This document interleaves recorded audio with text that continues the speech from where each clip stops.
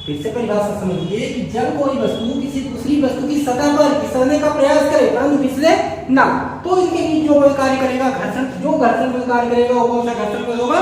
स्थैतिक घर्षण बल होगा। और अगर आप इस दिशा में बल लगा रहे हो, जो स्थैतिक घर्षण बल है उसको आप अगर Fs से दिखाओ तो वो इस दिशा में कार्य करेगा। अब गति यहाँ नहीं हो रही, लेकिन अगर होती तो इसी दिशा में तो बल लगा रहे हो ना, इस दिशा में सापेक्ष गति होने वाली थी, इसी के विपरीत दिशा में काम करेगा। दूसरा हमारे पास था गतिज घर्षण।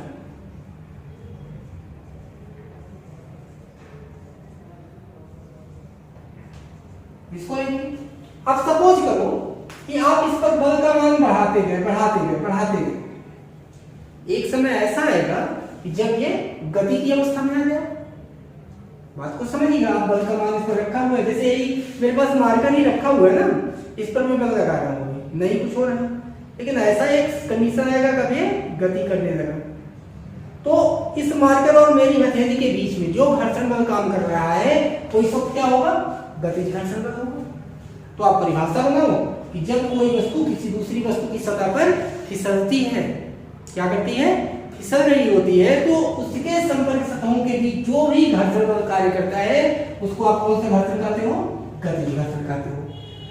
तो इसको आप F के से इंडिकेट करते हो। मान लो कि मोशन इस दिशा में हो रहा है, ब्लॉक आपका यहाँ कहीं पहुंच गया गति कराते हुए, तो इनके बीच में F के काइनेटिक फ्रिक्शन कहते हो ना, तो गतिज घर्षण है। तीसरा हमारे पास है जिसको आपने कहा लोटनिक घर्षण या बेल्जन घर्षण, रोजिंग फ्रिक्शन।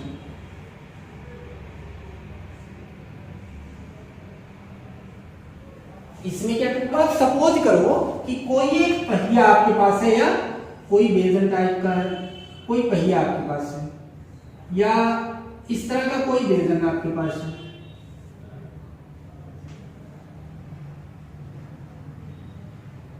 ड्रम देखे हो, वही समझो कि उसको आप जमीन पर गिरा करके थोड़ा सा फोर्स लगा दो तो उसकी गति कैसी होगी? लुढ़कते हो रही है ना। वही काम करना है कि किसी संपर्क तल पर कोई वस्तु क्या करे? फिसले नहीं, बल्कि वो लुढ़क करके गति करे, तो जो इसके बीच में घर्षण बल कार्य करेगा वो कौन सा होगा? लोटनिक होगा। अरे भाई, बचपन में आप छोटे थे, कोई चीज आपकी फेवरेट नहीं मिलती थी, आप क्या करने लगते थे?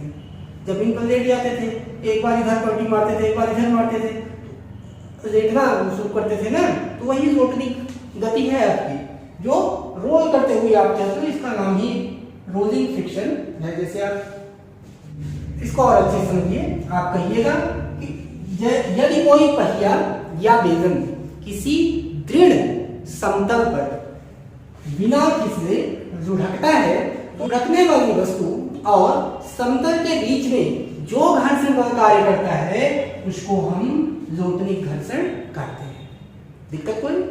आइए अब इनका हम स्पष्टीकरण करते चले, इनमें से किसका मान ज्यादा होता है, किसका मान कम होता है और किसका मान सबसे कम होता है।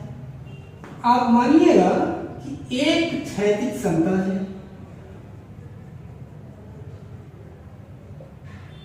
और इस पर एक यंग द्रव्यमान का गुटका रखा हुआ है, तो इस पर अभी दो बल काम करेंगे। गुटका जब सिर्फ रखा हुआ है, कितने बल काम करेंगे?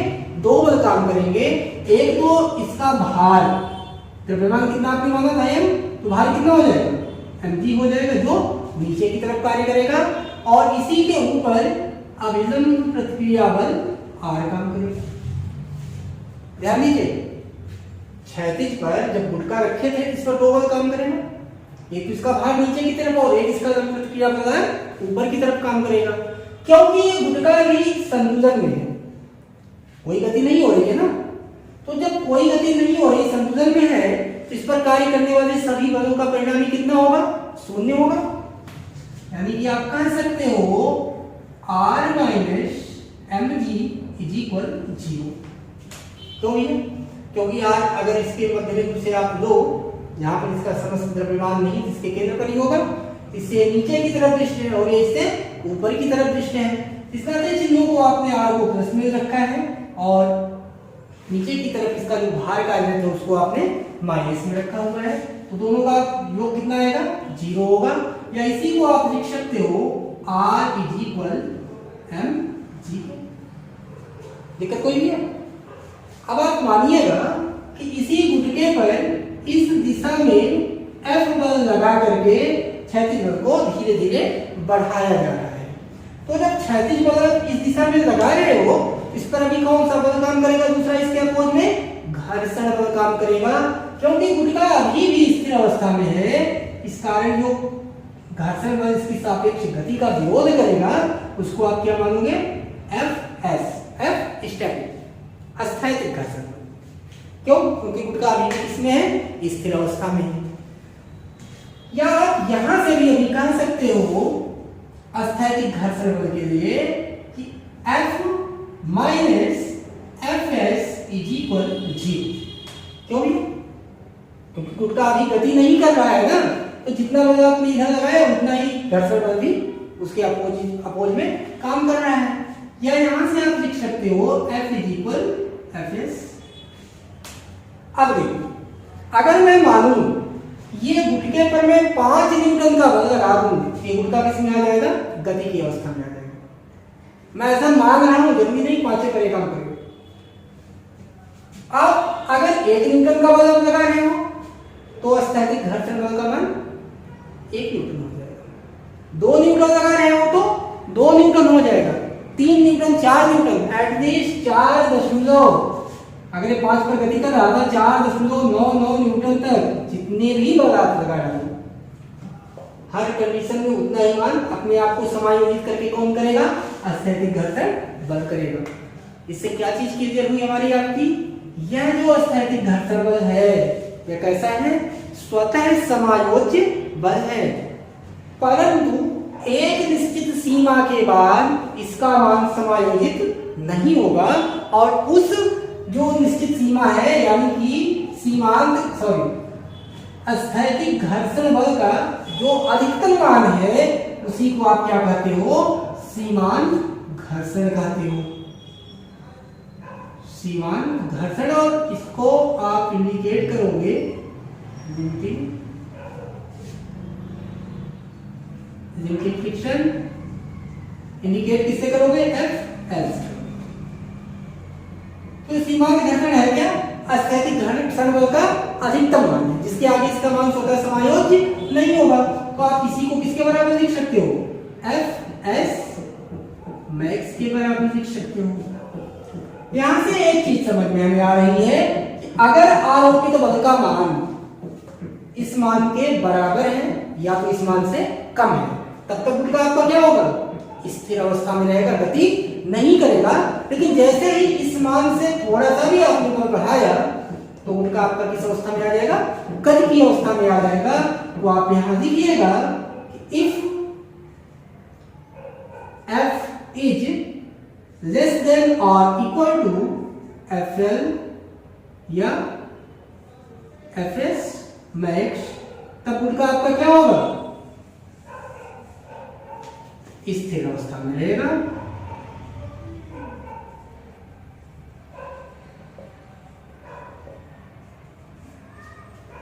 ये सीमा का अंत है ना, किसकी सीमा का अंत, अस्थैतिक घर्षण की,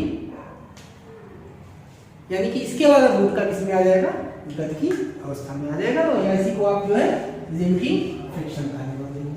आगे हम सीखते हैं, यही केस हम देखें गतिज घर्षण के बारे में क्या होता है। सेम केस हम देखते हैं गतिज घर्षण के लिए। गतिज घर्षण के लिए दिखा दे, इसके लिए भी आप मान लो कि सेम यम द्रव्यमान का कोई ब्लॉक है जो कि एक क्षैतिज पर रखा हुआ है। अभी भी इस गुटके पर या जो भी आपने मास मान रखा है इस पर कितने बल काम करेंगे, मौके पर तो 2 ही काम कर रहे हैं।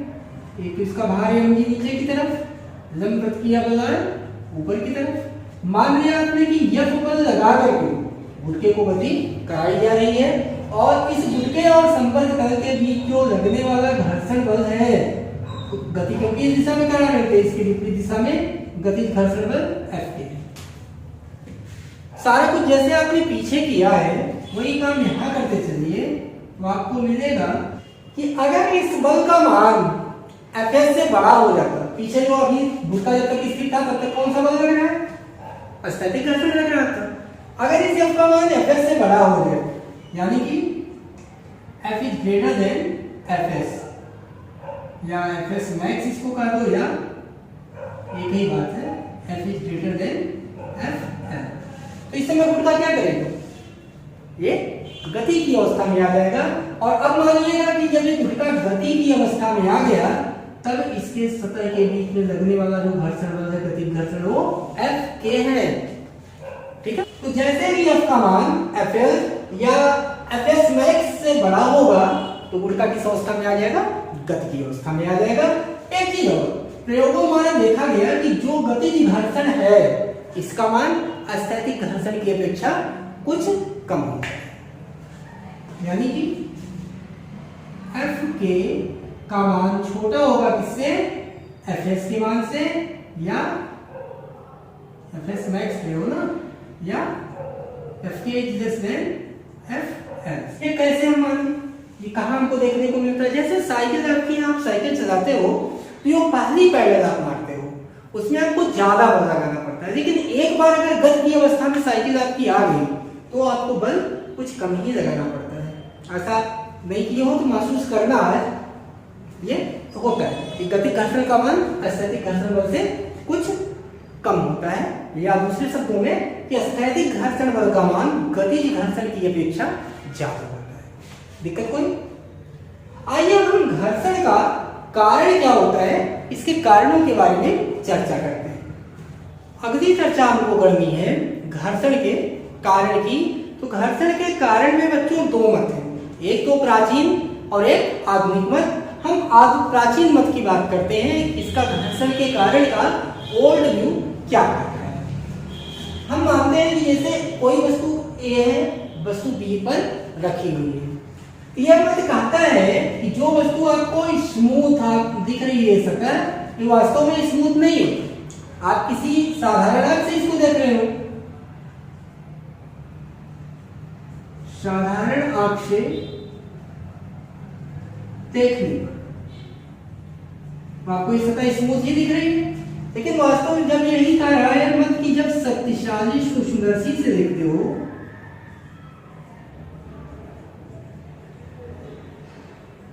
किसी शक्तिशाली सूक्ष्मदर्शी से देखने पर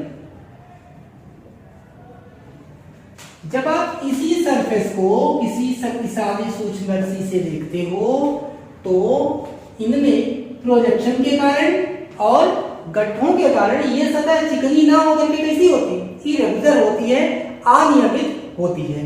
यानी कि जब ये वस्तु बी पर रखी गई तो ये आपस में क्या हो गए, इन्हीं इरेगुलर शेप के कारण इंटरलॉक हो जाती है। जैसे ये मेरा हाथ है, इंटरलॉकिंग का क्या मतलब वास्तव में, जैसे इसी गड्ढे में आकर के बैठ गए, ये वास्तव में क्या है, इस तरह का इंटरलॉकिंग बना देते हैं। अब आप मानिएगा कि वस्तु A पर आप बाह्य बल F आरोपित कर रहे हो, तब क्या होगा, बाह्य बल F आरोपित करने पर जो सतह A के प्रक्षेपण है ये वाले, ये क्या करेंगे, B के प्रक्षेपण पर बाह्य बल F की दिशा में बल लगाएंगे। बात को समझिएगा, आपने बल किस पर लगाया, इस वाले ए वाले ब्लॉक पर, तो इसका जो है प्रक्षेपण बिंदु प्रक्षेपण है एक बी के प्रक्षेपण पर बाह्य बल F की ही दिशा में बल लगाएगा। तो आप कह सकते हैं यहां से कि जो यह बल A के द्वारा B की सतह पर लगाया गया घर्षण बल है। ठीक इसी प्रकार जो B के प्रक्षेपण है वे A की सतह पर विपरीत प्रतिक्रिया बल लगाएंगे। जो B के प्रक्षेपण है किस पर, A की सतह पर विपरीत दिशा में बल लगाएंगे। तो यह B के द्वारा A की सतह पर लगाया गया घर्षण बल है। अब आप अगर F का मान बढ़ाते जा रहे हो, जब इस F का मान Fs के मान से यानी स्थैतिक घर्षण बल के मान से अधिक हो जाएगा तो जो ये इंटरलॉकिंग है इनकी आपस की वो क्या होगी, टूट जाएगी और वस्तु ए बी की सतह पर फिसलना शुरू कर देगी। अब इस नए इंटरलॉकिंग को तोड़ने के लिए अपेक्षाकृत आपको कम बल की आवश्यकता होगी। इसी कारण जो गतिज घर्षण का मान है वो स्थैतिक घर्षण बल के मान से कम होता है। इस मत की कुछ सीमाएं थी, आइए अब हम उनको जानते हैं कि प्राचीन मत की क्या सीमाएं थी।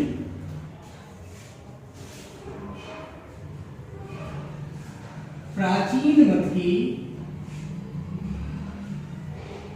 सीमाएं।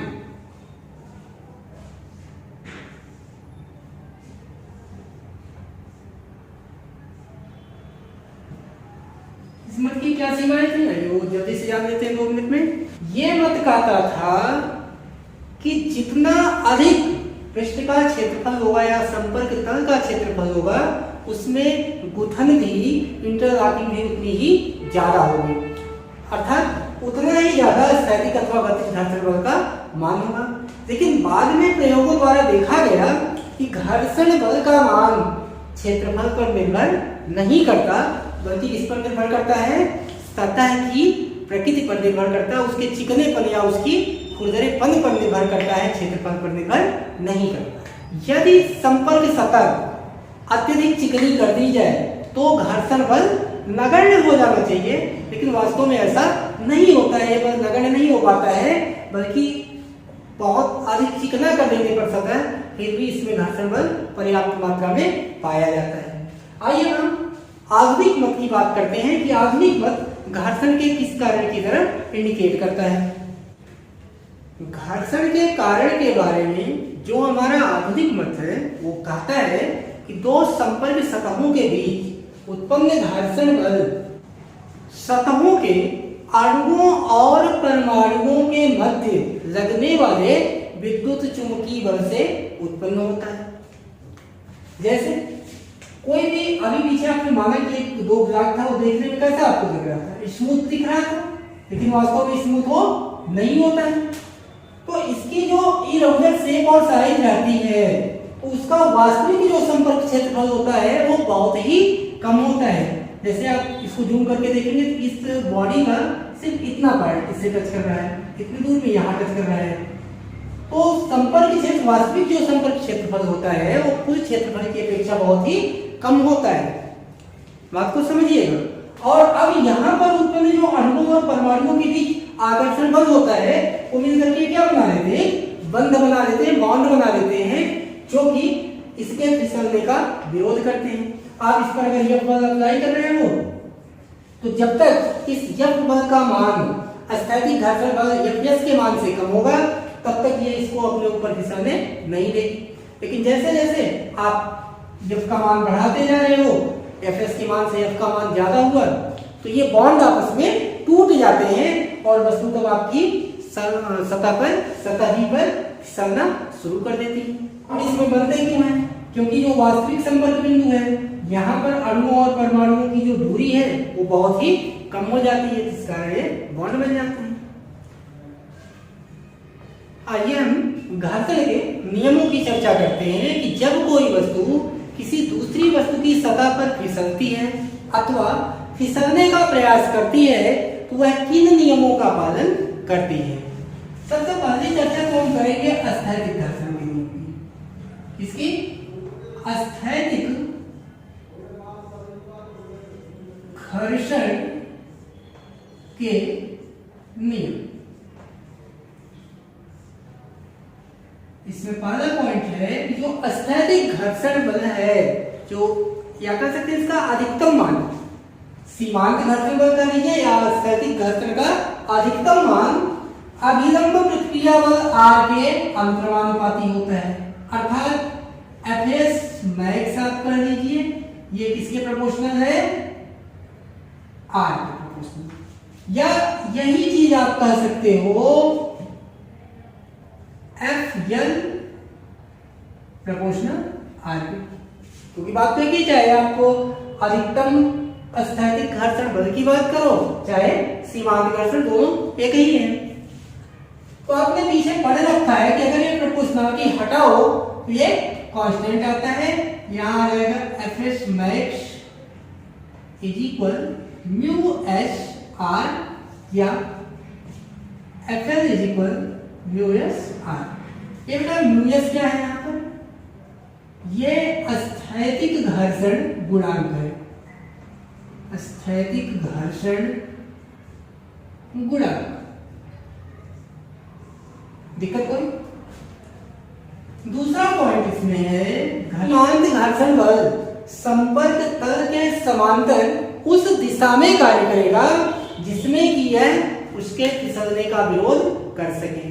जैसे आपको के पास एक ये तल है, इस पर एक गुटका आपने रख दिया है, तो तल के समांतर ये उसी दिशा में काम, जैसे बल आपने ये किधर लगाया तो एफएस किधर काम करेगा, इसके विपरीत दिशा में काम करेगा। लेकिन अगर यही तल आपका इस तरह का होगा, क्षैतिज से किसी एंगल पर रहा होगा, मान लिया थीटा अल्फा जो भी मान लो, और यहाँ पर आपने लगा रखा होता और बल आप इस दिशा में लगा रहे होते, तो अब ये क्या करते, घर्षण का मान किधर होता, एफएस का मान इस दिशा में आ जाता, दिशा को देखिएगा।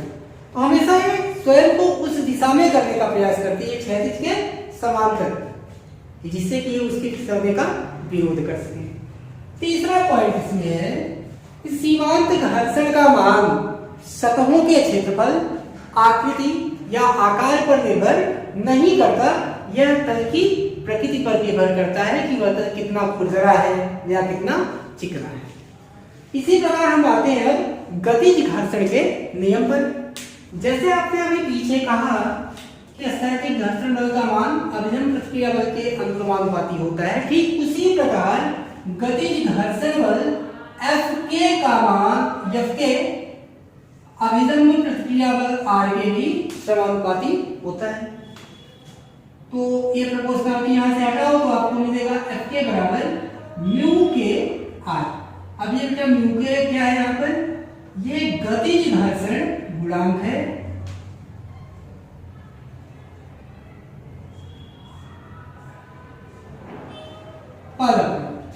दूसरा पॉइंट, गतिज घर्षण बल का भी मान क्षेत्रफल पर या वस्तु के संपर्क सतह के आकार पर निर्भर नहीं करता, बल्कि उसकी प्रकृति पर निर्भर करेगा। तीसरा पॉइंट इसमें आपको कहना है कि दो संपर्क सतहों के बीच हमेशा स्थैतिक घर्षण का मान गतिज घर्षण के मान से ज्यादा होता है, अर्थात एफ के का मान छोटा होगा किससे, सॉरी यहाँ के हो गया, एफ के का मान किससे छोटा होगा, एफ एस से होगा। क्योंकि एफ के का मान छोटा है एफ एस से, इसी नाते आप लिख सकते हो कि म्यू के का भी मान म्यू एस के मान से छोटा होगा। चौथा पॉइंट इसमें आपको कहना है, यदि वेग बहुत ज्यादा ना हो तो गतिज घर्षण का मान सतह के सापेक्ष वेग पर निर्भर नहीं करता है। किस पर निर्भर नहीं करता, सापेक्ष वेग पर। कब, जब वस्तु का वेग बहुत ज्यादा ना हो। में आपको कहना है कि सीमांत घर्षण के समान गतिज घर्षण का मान भी संपर्क सतह के समांतर और सापेक्ष गति के विपरीत दिशा में होता है।